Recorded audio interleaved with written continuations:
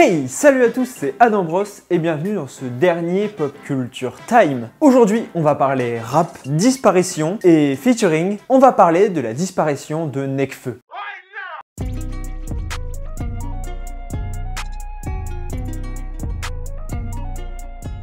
Effectivement, j'ai dit dernier Pop Culture Time, donc n'hésitez pas à rester jusqu'à la fin de la vidéo, je vous expliquerai tout. Vous inquiétez pas, les vidéos continuent sur la chaîne et continuent sur la pop culture.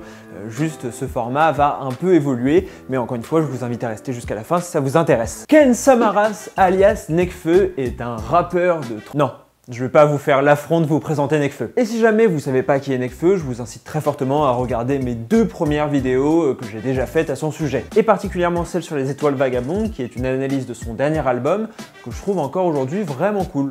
Voilà, je m'auto-sauce s'il y a un problème. Nekfeu est probablement le plus grand rappeur français actuellement. Alors évidemment, c'est débattable, mais je pense qu'en termes d'influence ou même de vente, à part PNL, je vois pas grand monde qui serait à son niveau. Et encore, même PNL, c'est beaucoup moins grand public que Nekfeu, je trouve. Pourtant, ça fait 2 ans que Nekfeu a disparu de la scène publique. Parce qu'en dehors de son film Les Étoiles Vagabondes qu'il a sorti au cinéma, et même de son double album, eh ben, on n'entend pas du tout parler de lui, et il refuse de faire parler de lui. Absent des plateaux télé, probablement suite à de mauvaises expériences. Absent des réseaux sociaux, notamment depuis la mort de son ami Népal, dont on reparlera un petit peu après, il ne donne pas beaucoup de nouvelles. On dirait un peu ce pote à qui tu reparles très rarement et qui revient juste te voir quand il a besoin de te taxer 10 €. En l'occurrence pour acheter son album quoi. Et cette absence, elle peut s'expliquer par plusieurs raisons. Tout d'abord, la plus évidente et la moins analysable, ça serait pour une raison personnelle qui serait donc directement liée à sa vie privée. On a déjà vu ça avec Damso quand sa mère était tombée dans le coma,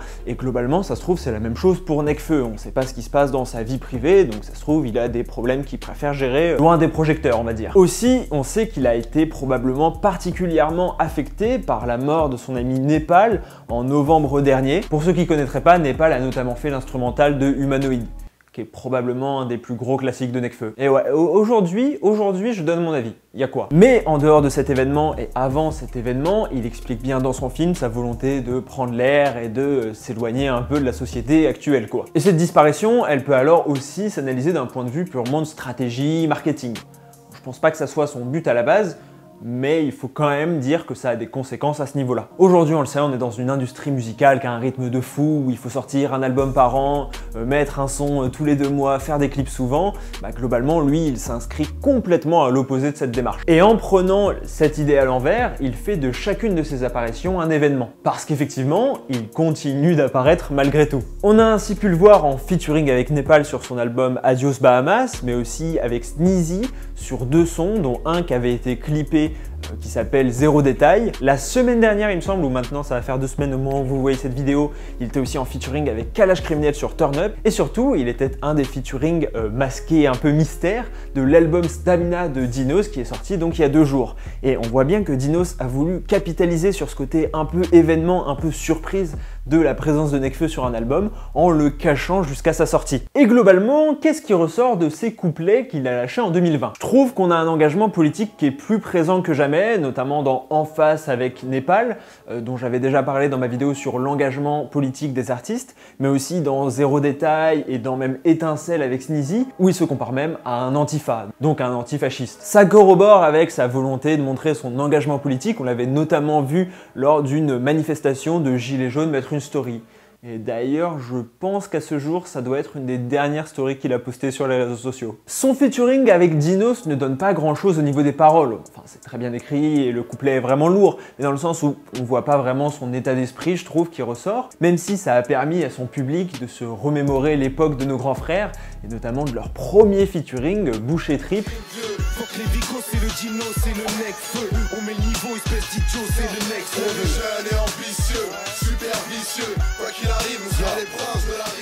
Parce que oui, va falloir qu'on parle du rapport que Nekfeu a à son public. Parce qu'effectivement, il a été très souvent critiqué pour son public, qui serait composé uniquement de Yankee, à savoir des blancs qui écoutent le rap uniquement parce que c'est hype. Je sais que c'est pas ça exactement la définition, mais globalement, dans l'image, c'est ça. Et il semble avoir intériorisé cette critique parce que maintenant il attaque lui-même son public, que je trouve quand même assez drôle. Je crois qu'on a rarement vu un mec autant cracher sur sa fanbase.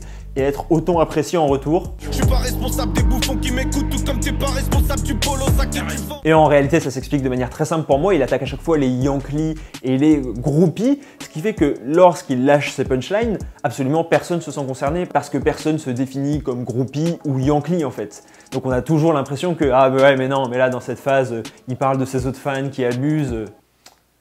Non, il parle de toi.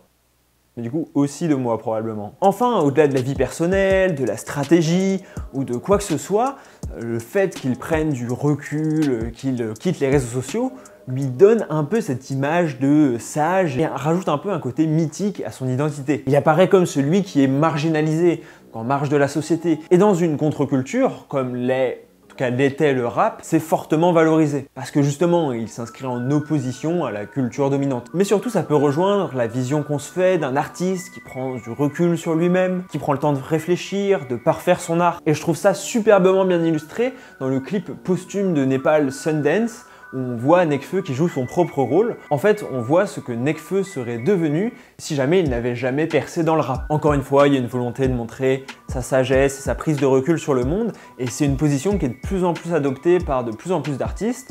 On a notamment l'exemple flagrant de PNL qui fait à peu près pareil, on va pas se mentir. Mais même plus récemment, on peut remarquer que L'Homme Pâle a quitté tous les réseaux sociaux. Alors pareil, il y a peut-être une autre raison qu'on connaît pas, apparemment ça serait plutôt pour préparer son album le plus sereinement possible et être au studio tranquillement, mais il y a pas mal d'artistes qui le font, Damso l'avait fait aussi. Il y aurait alors une sorte de théorie selon laquelle les artistes seraient meilleurs en dehors des tracas du quotidien et donc un peu en marge de la société. Aujourd'hui, je pense même que c'est une idée quasiment dominante et on voit de plus en plus de rappeurs l'adopter. Mais il y a des gens qui sont pas totalement d'accord avec ça. Et un en particulier. Et donc pour ça, je vais m'appuyer sur le texte de Victor Hugo que j'ai étudié pour le bac de français où j'ai eu 19. Et est-ce que j'ai fait cette vidéo uniquement pour parler de ce texte et flex sur ma note du bac? Oui.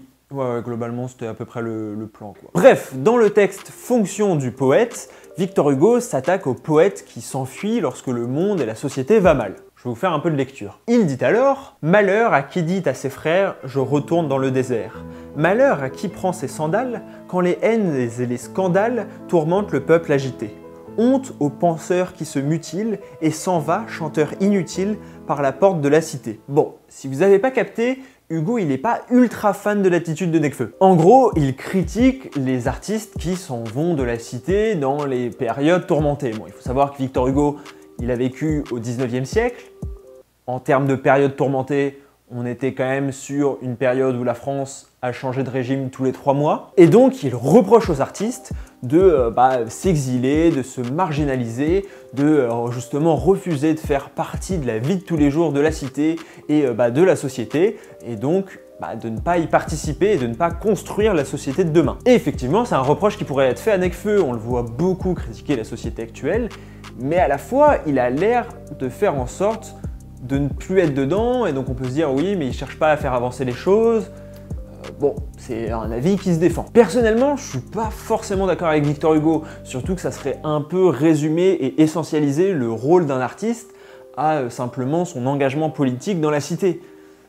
Or, c'est bien plus que ça selon moi. Mais dites-moi vraiment en commentaire, je pense que pour le coup c'est un débat qui est super intéressant. Est-ce que pour vous, justement, le fait que de plus en plus d'artistes essayent de se marginaliser de la société, vous voyez ça comme une bonne chose? Vous vous dites, c'est bien, comme ça il va pouvoir prendre du recul, faire des meilleurs albums? Ou est-ce qu'au contraire, vous trouvez ça peut-être un peu vain, un peu superficiel, voire parfois un peu surjoué? Dites-moi, je suis sûr qu'il y a des gens qui ne sont pas d'accord. N'hésitez pas à lâcher un énorme pouce bleu si la vidéo vous a plu, à vous abonner en mettant la cloche et à partager la vidéo, ça m'aiderait énormément comme d'habitude. Et plus que ça m'aide en fait, ça me fait trop plaisir. Mais tous les commentaires et tous les partages, je les vois et ça fait trop plaisir. Pour être resté jusqu'à la fin, pas d'anecdote bonus aujourd'hui. Je voulais vous parler justement de la fin des Pop Culture Time comme je vous en ai parlé en vidéo et j'en ai parlé un peu sur les réseaux sociaux. Normalement, dans mon planning de vidéo, ça va être le dernier Pop Culture Time. Peut-être qu'un jour je le reprendrai, il n'y a pas de souci. Mais de toute façon, j'ai fait plein d'autres concepts sur la chaîne qui ont l'air de vous plaire encore plus. Il faut savoir que sur les 2 derniers mois, j'ai sorti 2 Pop Culture Time, je crois. Donc bon, voilà, ça va pas non plus changer grand chose, vous inquiétez pas. Et c'est pour, à terme, permettre d'aborder des sujets beaucoup plus larges et beaucoup plus approfondis. Il faut savoir que cette vidéo, je la réalise alors que je suis en semaine d'examen et surtout que je vous prépare les 4 prochaines vidéos de la chaîne qui vont être vraiment vraiment bien. Je pense qu'on va avoir quasiment les 4 meilleures vidéos de ma chaîne. C'était Adam Bros. Ciao!